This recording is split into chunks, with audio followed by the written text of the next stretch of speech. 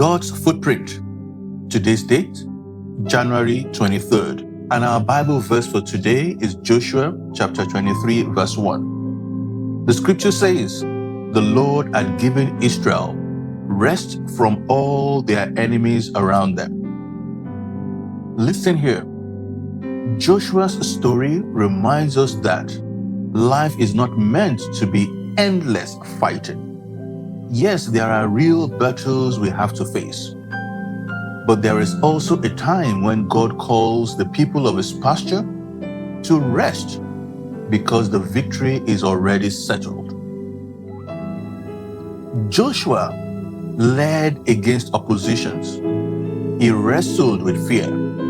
He made mistakes and trusted God through hard seasons. Then God Almighty brought him into a place where peace surrounded him on every side. Sometimes we keep striving simply because we do not know how or when to stop. I have done that myself, continuing to push even when God had already opened the door or finished the work. Your rest begins when your faith accepts that God had already settled what worries you. Now, this rest that I'm talking about is more than just taking a break.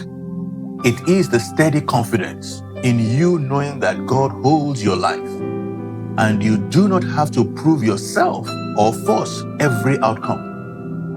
You are not lazy for resting when God says rest.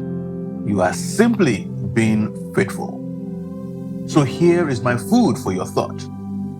Are you resting, or are you still wrestling with what God has already handled? Remember, Jesus says, "Peace I leave with you. My peace I give to you." That is John 14, verse 27. In that promise of Jesus Christ, let's pray. Lord, settle my heart in your divine rest. May I not labor in vain. Let your peace guard my home, guard my heart, and guard my boundaries. I declare that your rest surrounds me on every side. In Christ Jesus' name, amen. You enter into God's rest, and I will see you again tomorrow.